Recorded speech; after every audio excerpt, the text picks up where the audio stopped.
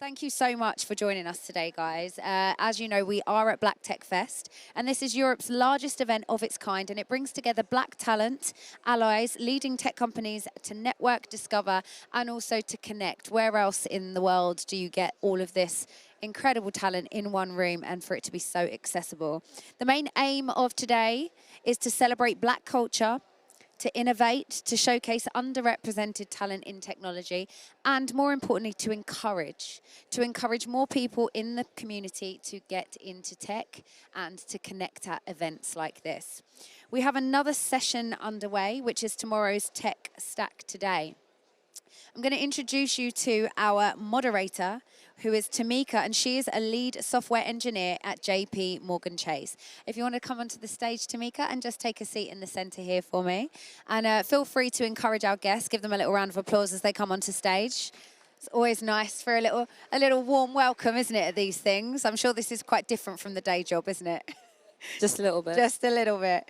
Okay, next up we have Som, who is a software engineer for Chase UK. Welcome someone to the stage, please, everyone.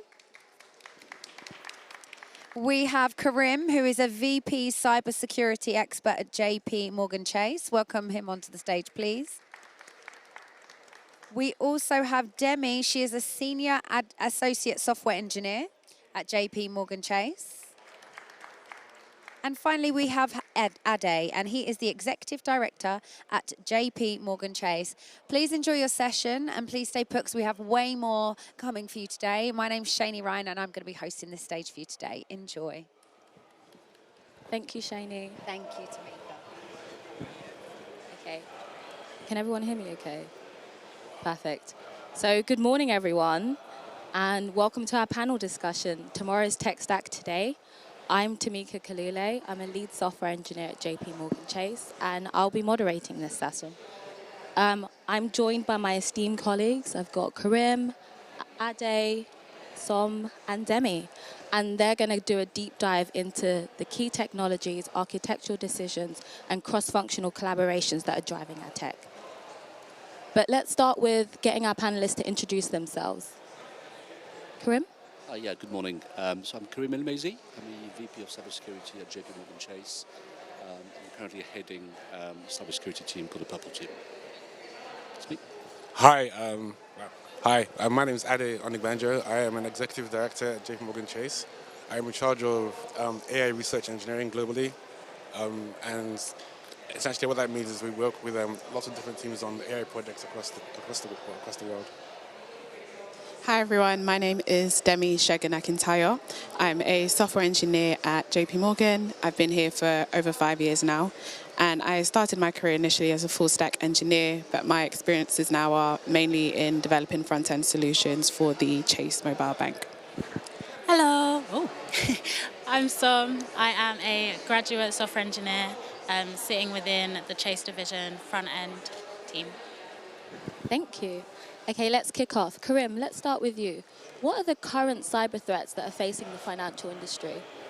Hi, yes, absolutely. So I think this audience is pretty much very conscious of the current trends, from a cybersecurity point of view, across, users, end users, developers, etc. But from a financial industry point of view, one of the key issues is around effectively how attackers could have effectively attack on stream, effectively from a supply chain point of view. So you look at that effectively going to attack poison or attack the supply chain side of the business, not the business directly itself. So obviously that's the weakest point, and this is how often attackers can try to target an environment is by attacking initially the supply chain. So that's one of the first points.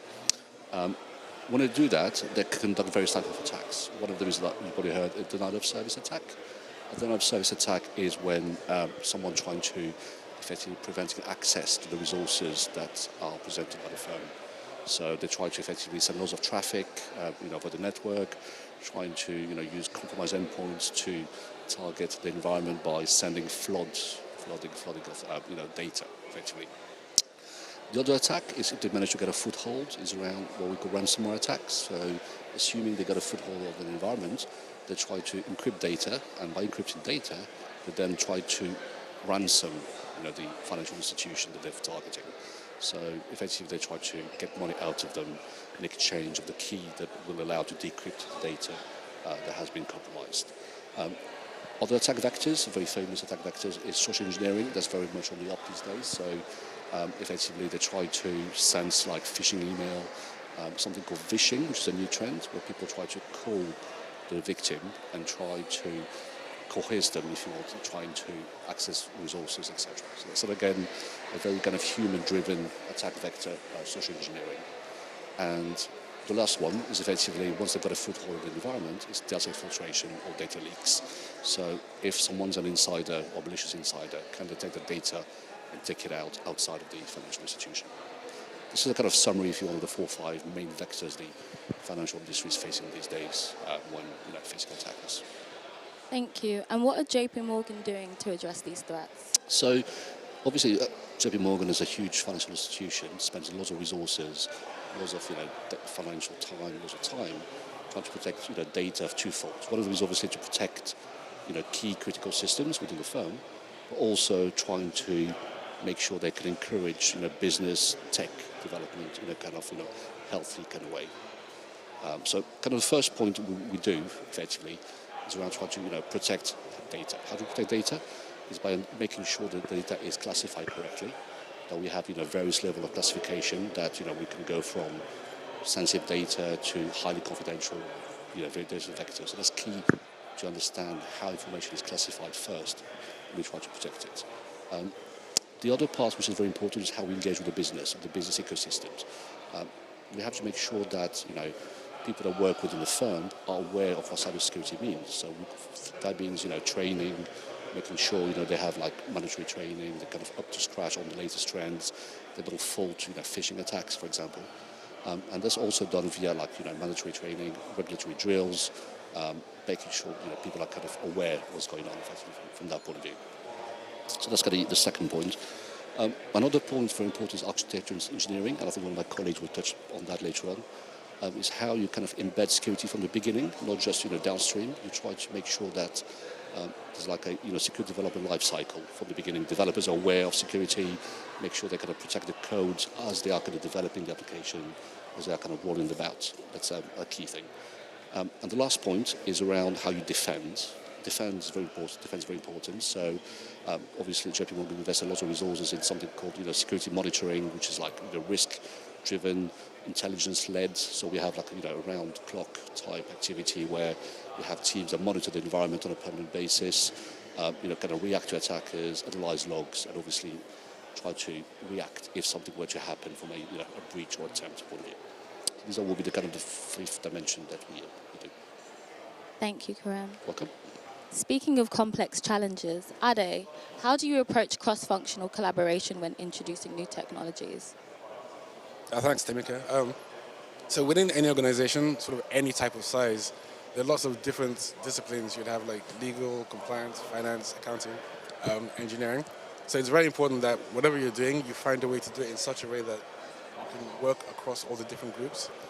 So what I'll do to actually answer the question specifically, I'll split it into 2 parts. Specifically on AI. Now, one of the things that has happened in the last few years is AI tools are very, very easy to get hold of. Everyone can go home. I'm sure a lot of you have ChatGPT on your phones. You can download stuff. It's easy to use. And that's good for home. But imagine you're in a bank where you have millions of customers worth of records. You can't just chuck the customers' records into a model. There was a case last year, a big company, where the team used ChatGPT and they put in a lot of code and they put in their new secret product and it came out. So from that point on, companies have been very important, very, very careful about ensuring there's security around what goes in. The other thing to do with AI is, even though AI is a general tool, you need to, within the bank, you need to make it specifically for what you're doing. So you need to work with traders to make it understand risk. You need to work with HR to make it understand people's career progressions, with finance for money. So once again, that's cross-functional in that you're working together with other teams. On the wider front, technology overall, imagine you're launching a product somewhere. It's very important when you do that, you need to talk to lots of different people. So for example, you would need to talk to the legal people to ensure that the product is legal within the area you're launching it. you need to speak to people in client-facing customer roles so that they make sure that it's tailored towards the right market.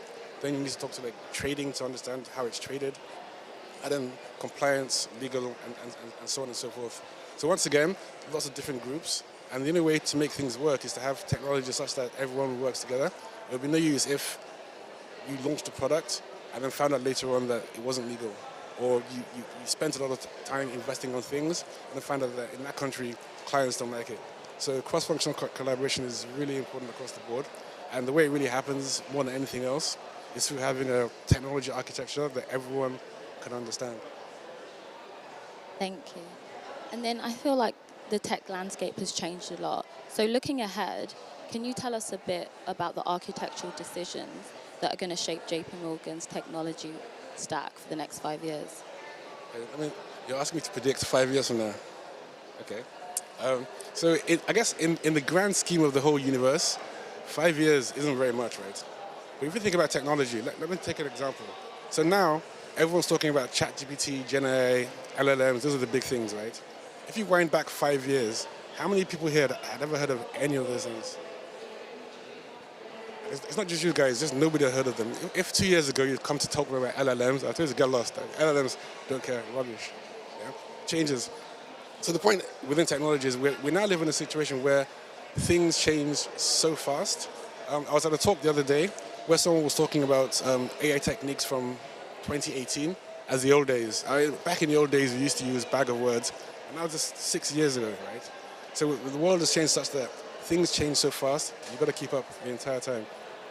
So having said that, that doesn't mean like we give up on planning. So what we need to do is take into account the fact that we know things change and then base things on that. So what does that mean? Firstly, it means we need to factor in flexibility into our architecture, make sure things are as plug and play, loosely coupled and flexible as possible, so that when new things come out, we can plug new things into what exists. The second really important thing to do is to plan for scale. So what does that mean?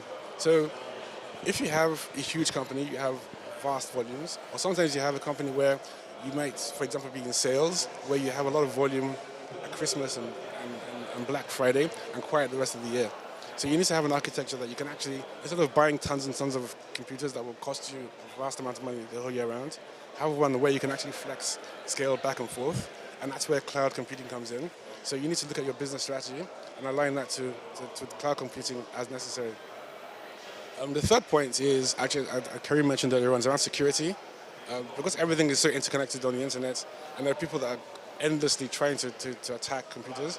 I know that every major website has millions and millions of people trying to hack in every single day. I'm sure I know you keep logs, right? Of the number of, there's millions and millions of people trying to hack in every single day, and you've got to keep them out the entire time. So you need to be sure that your systems are secure and that you're up to date with the latest in technology in that front.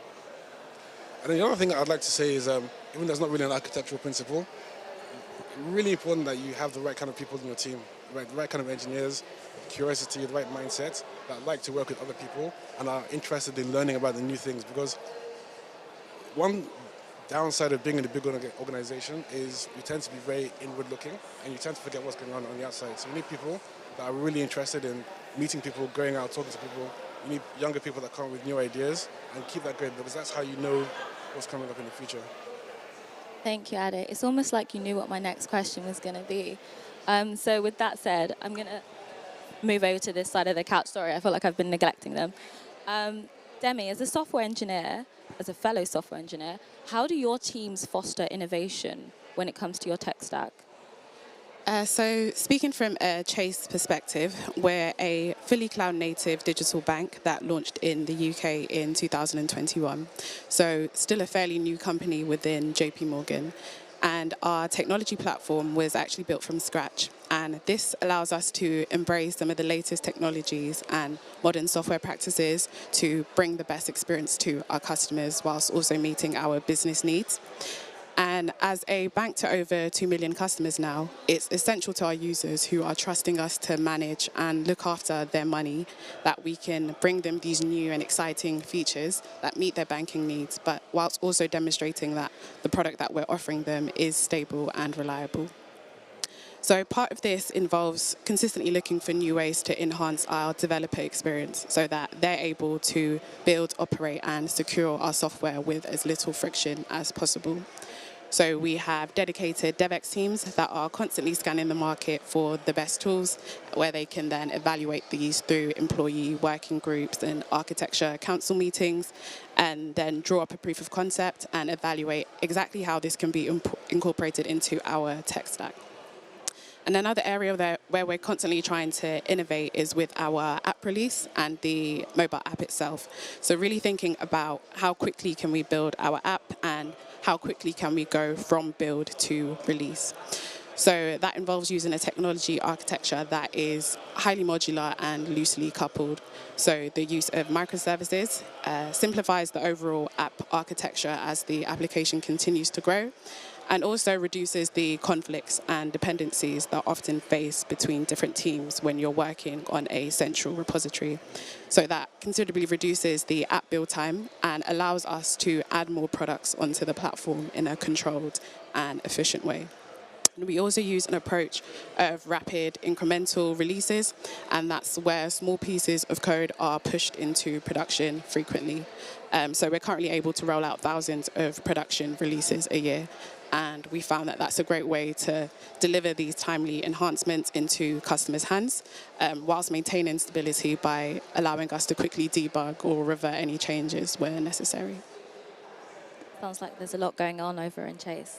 But how do you maintain stability and reliability when doing that? So as Chase is a fully cloud-native app, we're able to utilize the cloud to deploy our software across multiple availability zones. So this ensures that there's high availability and resiliency across all our systems. And we can also ensure that there's continued access to our systems by having strategies that can kick in place of any disruptions. So, for example, we have a stand-in processing system that will kick in case our card issuer becomes unavailable or is unable to respond within certain timeframes. So these are some of the initiatives that we're using to combine innovation with building in a stable and reliable environment. Thank you, Demi. And Som, building on Demi's points about leveraging new technologies, what role does open source play in Chase's tech stack? Open source is very vital, I'd say, kind of to just Chase's development, but even kind of stepping outside of Chase and just open source as a whole. What it does is it allows you to iterate fast. So as Demi mentioned, developing and building and pushing out into production, like the use of open source allows us to not have to constantly build from scratch, or allows us to listen to our customer base and take that on board, actually use open source softwares, libraries to build those proof of concepts, which we can then actually test before deciding, is this something that we need to spend time building in-house? Or is this something that, okay, we can actually utilize this open source package? Another thing with open source is, obviously within Chase, whilst we service over 2 million customers, we are still a small team. And so open source allows you to leverage the latest technologies from people around the world, technologists around the world that are contributing, maintaining, helping to build. So from that respect, we wouldn't be able to build as quickly as we can if we didn't use things like open source. I'd say within Chase especially, we use React Native. So for those that don't know, React Native is a really large cross-platform mobile app development software. And what this does, it allows us to build the app for both our Android users and our iOS users in one system, as opposed to having to build just native iOS and just native Android, which you then have the dysfunction of different features going out to users. So by using something like React Native as the core of our product, not only do we have the maintenance support from the wider community, it's also something that's backed by Facebook. And so we're constantly able to upgrade as move with the times, as Ade mentioned. Things are constantly happening within the tech space. We also I guess in terms of kind of when it comes to like managing risk, security is of the utmost importance. We are a bank, which means we handle very sensitive information. And when it comes to open source, there are certain areas of our app where it's 100%. We can definitely consider using something like a third-party provider because we can speed up our development. However, there are instances where if it's obviously something like onboarding, those are factoring people's personal information, their data. So those are going to be areas that we have to follow the firm-wide security processes and make sure that we're maintaining that from start to finish in-house. We're ensuring that we're managing our data completely. You also, I guess another factor with open source is, does it fit your needs 100%? And naturally, as with any solution, it's never going to fit your needs 100%. And so that's for us to kind of, in those architectural working groups and when we're building the proof of concepts, it's deciding what features are critical. Does this open source solution provide the functionality of that critical element that we need? If it does, then great, perfect. We can patch around any additional things that we need to do. If it doesn't, then it's about, okay, what's the roadmap that we need? Is it a feature that we need right now? Or is it something that we can use the open source, test it out, make sure it's something worth investing in before we pour into the resources and the teams to go and actually build that in-house, because obviously there is no point reinventing the wheel if you don't have to. So open source allows us to leverage wider technologies, latest technologies, without having to start from scratch. And obviously you want to be able to listen to your customers, take what they're saying and asking for, and build that back out for them. So I guess kind of trying to manage the benefits of you can build quick, but also the risks of the data that we're handling, what we're managing, what we're working with, to say, okay, we can use this, we can't use this, making sure we're following the proper processes, etc. Thank you, Sam. It definitely sounds that Chase is a disruptor in terms of JP Morgan and how you're doing things with these cutting edge approaches. But yeah, okay. Well, I'm going to throw a curveball question in there. So you guys haven't been prepped for this, but how do you stay on top of tech trends? We'll start with you, Karim. Absolutely. So from a cybersecurity point of view, which is the area I'm specialised in, the idea is you have to keep yourself up to date because you have to be ahead of the attack all the time. You can't afford to stay behind. So there's a lot of sources you could do. Training is a good resource. You have to make sure that you go through regular training, up to date, making sure your skills are up to date, your team skills are up to date. You have to rely on open source information, which is coming out from various resources like X, Twitter, research developers that basically contribute to the community by researching cybersecurity. That's a key important factor as well. But also you have to make sure that your teams are up to date skill-wise. You have to make sure that they stay ahead of the game all the time. So a combination of external resources and internal resources is needed. Thank you. Ada, your question is going to be, if you weren't working in AI, what would you be doing? That's so unfair. If I was actually... So the thing I always wanted to do as a kid was be a football commentator. That's what I actually really wanted to do. Actually, no, that was the second thing. The first thing I wanted to do was be an astronaut. But my mom said, no, I'm not going to space. She just killed that one instantly. That was my first thing. But in terms of now, if I wasn't working in AI, I think I have a lot of interest in like alternative currencies, like a lot of the sort of crypto blockchain type space. So I spent a bit of time looking into how those work and how they can provide value to the world as well. So I think in order it would be hopefully firstly astronauts. If that doesn't work, then football commentator, and then finally like a crypto blockchain guy. Thank you. And then Demi, what's your favorite thing about working at Chase? Sounds a bit cliche, but I would say the people. I feel like I've worked in different teams across JP Morgan and Chase, and I think it's a lot because I guess it's a lot of a smaller team. It does have a bit of like a startup community feel where we have different working groups. Chase is structured a bit differently, similar to the Spotify operating model, if you're familiar with it, where we have different things like chapters, guilds, where you can come together and step outside of your BAU work and find topics of interest, share these with each other and evaluate how this can be like incorporated into your work.